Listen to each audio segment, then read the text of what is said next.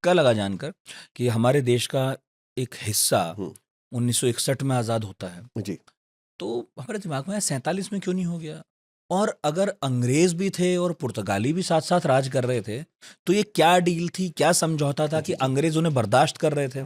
हालांकि बाद में हमें फ्रेंच लोगों के बारे में ही पता चला जी जी कि वो भी वो बने भी हुए थे, थे वे बने हुए पौंडीचेरी में थे। से, जी जी पुद्दुचेरी जी आज हम कह जी रहे हैं। जी जी जी तो अंग्रेजों की मैं थोड़ा सा एक हिस्टोरिकली समझना चाह रहा हूँ कॉन्टेक्स्ट को।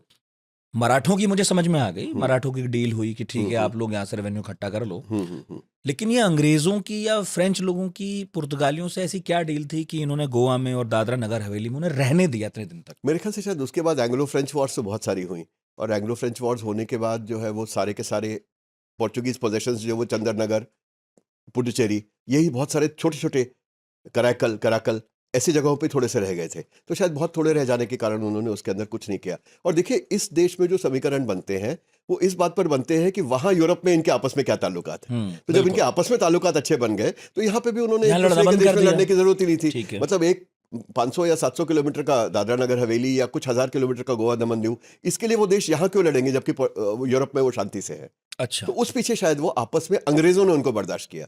पर ज्यादा इंपॉर्टेंट कहानी है कि हिंदुस्तानियों ने उनको क्यों बर्दाश्त किया। अगर हैदराबाद में जाके, जो हैदराबाद बहुत बड़ा एरिया था कंपेयर टू पोर्चुगीज पोजेशंस, या कश्मीर में जाकर अपनी फौज जा सकती थी और आज़ाद कर सकती थी, उन इलाकों को विलय कर सकती थी, तो इन इलाकों का क्यों नहीं किया? उसके पीछे एक बहुत लंबी कहानी है। वो कहानी ऐसी है कि पोर्चुगल ने जो कंपनियां बनाई जिनके माध्यम से भारत में उन्होंने ट्रेड शुरू किया और बाद में राज किया, वो इंग्लैंड में ईस्ट इंडिया कंपनी थी जो एक शेयर्स की बिकी सी थी। Similarly French east India company थी, सबकी डच ईस्ट इंडिया कंपनी सबका नाम थी, ईस्ट सबका India east India company company था। और वो सब प्राइवेट बिजनेसेस थे, वहां पे बिल्कुल। इनकॉर्पोरेटेड कंपनीज थी, व्यापारियों के समूह थे। समूह थे। हाँ। लेकिन पोर्चुगल का जो है वो पोर्चुगल के राजा के माध्यम से ये ट्रेडिंग होती थी। अच्छा। तो द ट्रेडिंग वाज डन शुरू से ही। हाँ। पहले से ही जो वास्को ड गामा आए थे, वो भी जो प्रॉफिट जो उनको मिला उस टाइम का, वो सारा का सारा जाके राजा को उन्होंने दिया। तो इसलिए it was the state of Portugal जो भारत पे राज्य कर रही थी। और उन्होंने अपने पार्लियामेंट में एक कानून पास कराया जिसमें उन्होंने ये अपनी परिभाषा की पोर्चुगल की, that Portugal is a multi continent multi location country. इसका मतलब कि हम जहां पर भी हैं, हमारी कोई कॉलोनी नहीं है, हम पोर्चुगल ही हैं। हम ही हैं। हम ही हैं, पोर्चुगल है हम। गोवा भी पोर्चुगल है, गोवा भी पुर्तगाल का एक हिस्सा है, और दमन दीव भी है, और दादरा नगर हवेली भी पुर्तगाल ही है। ये उन्होंने कानून पास किया। और फिर पोर्चुगल जो था, पुर्तगाल जो था, ये नाटो का हिस्सा था। तो नाटो में आपस में ये एग्रीमेंट थी कि आपके देश में से किसी एक को अगर कोई हमला करता है तो बाकी सारे देश उसके बचाव के लिए आएंगे।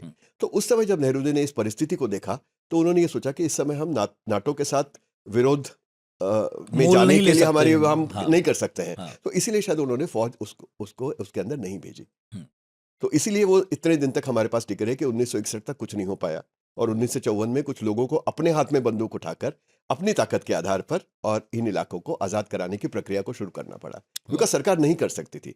और नेहरू जी ने पार्लियामेंट में एक स्टेटमेंट दिया था जिसमें उन्होंने कहा था कि जो लोग ऐसे पुर्तगालियों के शासन के नीचे रहते हैं, उन लोगों की जिम्मेवारी है कि अपने इलाके को आज़ाद करें। कोई भी भारतीय इसके बीच में दखल अंदाजी नहीं करेगा। तो ये सुनकर इन लोगों को आग लगी कि अगर भारत नहीं करेगा तो कौन करेगा, ये भी तो हमारे भाई है। तो अगर सरकार नहीं करती तो हम करेंगे। इसलिए इन लोगों ने हथियार उठाए और वहां से पूरी बातचीत शुरू हुई और ये पूरा जो हाँ, बेसिकली मैं इसे वैसी समस्या समझ रहा हूँ जैसे कश्मीर के मामले में था कि हम अपनी सेना तभी भेज सकते हैं जब आप विलय पत्र पर साइन करेंगे। अगर हम ऐसे घुसेंगे तो इंटरनेशनल मामला बनेगा और अभी हम वो अफोर्ड नहीं कर सकते। करेक्ट। तो जब पुर्तगाल ने ये स्टेटस बना ही दिया कि ये पुर्तगाल ही है, बिल्कुल, हमने कॉलोनी नहीं बनाई है, हाँ, तो इसमें ये एक तरह का इंटरनेशनल मामला बन जाता है। और नेटो भी शामिल था, और तब तो नेटो सेंटोर मतलब ये तो बहुत पावरफुल थे। कोशिश यही थी हिंदुस्तान की दूर रहने के खिलाफ जाने का। हमारा सही उस समय ना तो शक्ति थी, ना हमारी इच्छा थी, ना हमारे लिए सही था वो करना। सही।